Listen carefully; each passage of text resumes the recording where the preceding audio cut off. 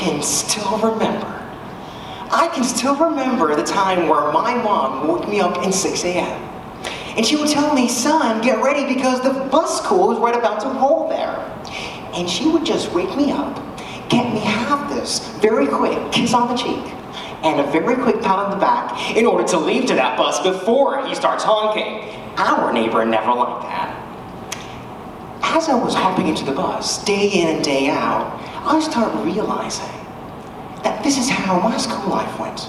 But being a third grader, I always was inspired by superheroes. Come on, who wasn't inspired by Superman before?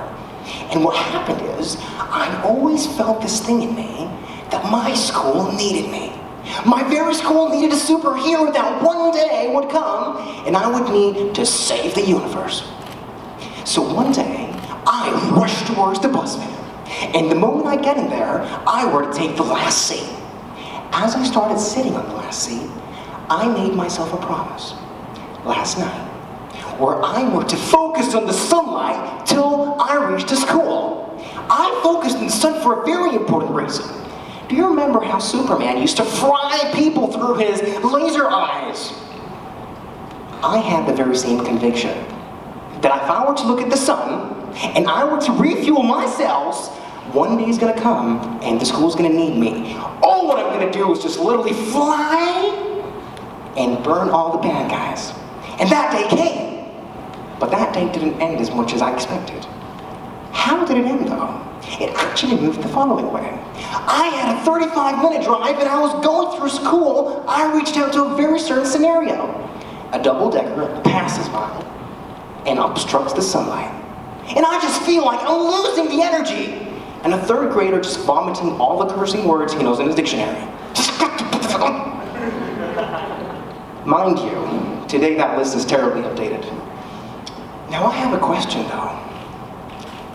Do we really need to be superheroes to change and help humanity? Do we need to be Superman to help the person right next to you? Ladies and gentlemen, I have a very important thing to say. And this thing is wrapped up into one word. This one word is simply believe. I always like to remark back the very strong CEO and man in this world happens to be the richest person today alive. Who is that? Jeff Bezos. He said a beautiful thing that struck my life and shook my world. He said 3 things. It's either you find a job, or you get into a career, or you tap into a calling. And if you were to tap into a calling, you hit the jackpot. I'm very thrilled. As a third-year engineering student at this very university, I hated my degree. I just couldn't take it anymore. Absolute despise. I found that I need to develop something because I am about to be officially unemployed in about 9 months. So what happened is that I actually started thinking to myself, and this is what happened. I am very glad to tell you the following statement. I personally have figured that out in 12 months. My passion today is, simply put, in re-engineering the asset of human potential. Ladies and gentlemen, today in the fast-paced, technology-oriented, and centric world, please mind my words, the human touch is going to be the most expensive currency. The most expensive currency, just like the times of Bill Gates and Jeff Bezos where the internet was the next boom, this is what made me embark into the coaching industry. They might call the F&B industry the food and beverage industry. They might call the export and import industry the industrial age industry. When I call the coaching industry, I call it the relationship industry. What happened is, I am absolutely exclaimed. I don't know what's going on. It's because of a very important fact. I personally needed to know how on earth can I give back to my community? Because I felt that I may have something to pass down. I felt that I may want to give something back to the community which actually erected the person and caliber in front of every single one of you. So what happens is, I just say enough. I am literally going to go and get myself a diploma in coaching. I want to be the next certified professional coach in the university and give back. I know that the university won't accept me. Getting into the university as a student, remember, third-year engineering student, and tell them I want to teach at your university, at a top 1% university in the world. So what happened is throughout the summer, I get that diploma. The moment I graduate, I flood my eyes in tears of joy and happiness that I'm going to go and knock knock. Before that knock knock, something very interesting happened though. I sent an email to the amazing and beautiful Nottingham Advantage Award head, Dr. Lucy Bailey. I go into her class and send her an email and tell her, listen up, would you please allow me to get 10 minutes of your time, please? And she says, with all due respect, I may be busy, but I will squeeze you in for the next 10 minutes. I just go suited and booted, all perfumed and all ready, and get right away to her office. And I have been waiting for this opportunity for the past 9 months. You can tell, if I were to take off my blazer, everyone would evacuate the room here from the amount of sweat I had. But here's the deal. I knocked into her door, and she welcomed me in. The following. Knock, knock, knock. Please, come on in. And the moment, I'll be frank with you, the moment I hear a British accent, I lose it. It's way too fancy. And this is what happened. I get into the room, and she tells me, oh, Abdelrahman? Absolutely, you're right. Even though it has nothing to do with my name. You gotta win her heart, right? Oh, please, have a seat. It's wonderful to have you. Oh, thank you very much, Dr. Lucy. I have a seat. And I start telling her it would mean the world to me if you were to give me those 10 minutes of your time. I really have planned out a module outline. And I just want to do this to add value to the university back again. And she tells me, let me have a look, please. Oh, that's quite phenomenal. I'm really very interested that a student has such an initiative. Wow. And I just hear her talking and want her to talk even more. And then she comes and tells me, Abdel, I think I need to sleep on it. And I want to really pass down that to the approval committee. So please do give me spare time. But it was wonderful meeting you. Thank you very much for your time now. And I just simply look at myself, what an amazing accent. And I need to live up to her expectation. And I just tell her, hey, Dr. Lucy, it's an honor. And right after that, thank you, right after that, I get the approval that I, Abdel, am going to be a lecturer at the university. What's the first thing I do? I call Dad. Yo, listen up. Sorry, what's up going on, son? Well, I mean, it's not just son today, it's Mr. Abdel. And then he tells me what was going on. Guess what? I'm a lecturer right now. Oh, great, so I don't give you allowance anymore. I said, stop. It's not that. Let's talk first. And then he gets very proud. But that aside, though, I took the initiative to actually try setting up a module from what I have learned all the way in the UK to Malaysia. Just by one person's initiative. I thought, I'm going to do this right and perfect. I get into what we call the NA briefing. What happens in the NA briefing is they bring about 300 people.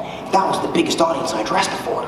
And I speak to them and tell them, this is what the module's all about. We're just open to 15 people to approve quality coaching. But to be frank with you, I was just putting it 15 so that if no one shows up, I would say 5 people showed up, I hit 35%. I was also very insecure. And most of them, or actually some of them, are actually in the room, whom I'd like to thank, gave me the support. That only 15 people signed up, 27 people showed up on the paper. I was elated, till I got to know that 70% of the people who know me. And I was just like thankful and very happy. And I thank you again, by the way, for coming down today. Ladies and gentlemen, it didn't stop there. What happened was, after first sem, because come on, I'm getting a paycheck, right? The university's paying me, I'm still a student, daddy's still putting in money, and I'm rolling. Right? What happened is, I was like, I'm not stopping that paycheck in first sem, I'm moving to second sem as well. I'm gonna teach every single Monday. And I were to go in second sem, and to my delight, what happens is that I actually find not 10, not 15, not 20, a whopping 60 people apply to the module. And I just go bananas. People are dropping off their compulsory modules and joining my module. And I was so happy. But I wasn't as happy till I reached this. The senior management, Abdel, we would like to have a very important meeting with you, please. And I just joined them in one of the meeting rooms, which happens to be my office today in the university. And they tell me, we want to tell you something. You have been on the radar, and we have seen your achievements. We want to offer you the following. I'm like, yes, a full-time lecturing job. And it turns out to be a proposal to set up a joint venture with the university. And I literally, you can tell how I used to look like, right? You can easily tell. And they're talking big people, white hair, nice suits. And I'm sitting down, all what I'm thinking is, where on earth is my lawyer? And here's the deal. I called my father right away, and he was like, son, even if they're taking 90%, say yes. It's the University of Nottingham. And I just go, you know what, I'm gonna do this. But what I wanna say is, a lot of people here actually focused on what I just said. I didn't want that paycheck to be taken away. So I was teaching. Do you know how much did this paycheck cost me? Or how much did this paycheck bank in my account? Every single month? It was 4 digits. You know what those digits were? 0, 0, 0, 0. I was paid 0 ringgits for coaching the university students for a perfect 1-year academic year. And what happened is that I today thought to myself, Abdel, that's beautiful. It's good CSR. It's a good way of adding value. But how on earth will that make you provide food on your table? I'm going to tell you this. John Maxwell said this once, and it shook my world. In a restaurant, you eat then pay. But in life, you need to pay. And boy, you're going to eat. I want to tell you something. If I were to have a one moral that I learned throughout that experience, which wasn't too long ago, serve up front, excellently. Never shall you ever wait for anything in return. Because this way you start re-evaluating yourself. You start really leveraging who you are. What were you born to pursue? I didn't take money, but I took something more genuine than money. It's called my purpose in life. And that's something that's inexpensive. That's something that cannot be valued with any currency in the world. If you were to ask someone right here, what is your purpose? And they could take 2 seconds to answer this, they're lost.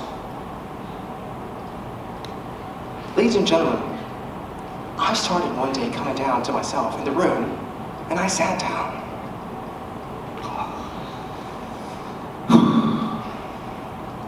I was depressed.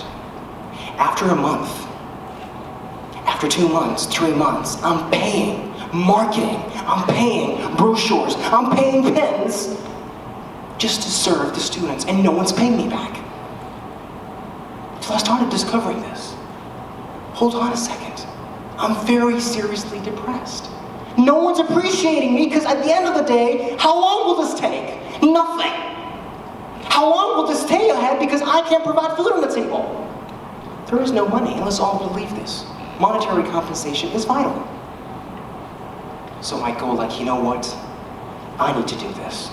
I always resort back to this one very tiny book I have.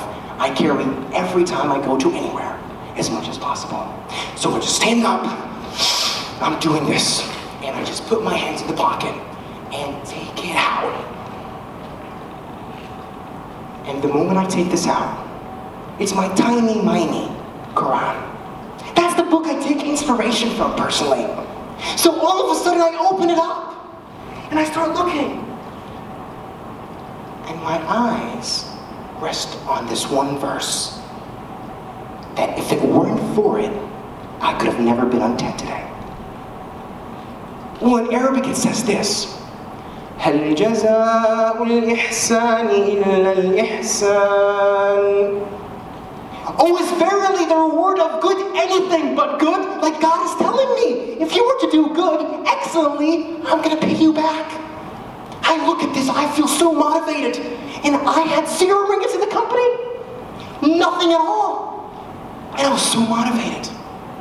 But I served up front excellently. I was driven by value, not by who the person in front of me is and money. So I put my Quran back in my pocket and I do one thing. I go like, since I have delivered this, since I wanted to add value to people today are finding this so confident that it's called the P2R effect in the university. People call it the Uber effect, the Grab effect. We have successfully gotten the P2R effect in the university. People today are talking contagiously, talking about their passions, because they have the right platform. This is how I personally added value. And with that I read, I noticed one very important thing. I was like, God, you know I'm doing this for good. Ladies and gentlemen, God never, ever fooled me. I'm speaking to you today as a 22-year-old CEO and mounting a company with a revenue less than 1 year, 250,000 ringgit. 250,000 ringgit, that's the net worth of the company currently. And no one knows that today. I had 0 ringgits at the beginning. I started with 0. But I saw people in front of me, and I saw potential. Oh, what I saw is how can I add value? I added value, I presented myself to represent myself. And today, that's the value I hold. I want to share with you this very quick thing, which is, if you were to find your calling, and if you were to truly understand your purpose, never take care of money, because money's there to take care of you. Your name is already found on dollar bills. All you need to do is go and chase it. Chase it while you find a calling. Make sure you embark on your relationship industry. Make sure that today, nothing stops you from adding value to people. Serve up front excellently. I started with 0, and I'm very glad that I stand where I am today. Not because of the money I amounted in the company, but it's because of what the university school students are doing. I aspire to have every single school syllabus, every single program to have this module, because it is a life changer. And to whoever embarked on it, sense that. Present to represent isn't just another speaking module. It's a way you can captivate people's hearts and stop talking to their brains. That's how you start empathizing. And that's where the future is going. As much as AR, AI, and what have you is being raised, your touch in 20, 30 years is going to cost a lot. God bless you all. Thank you so much.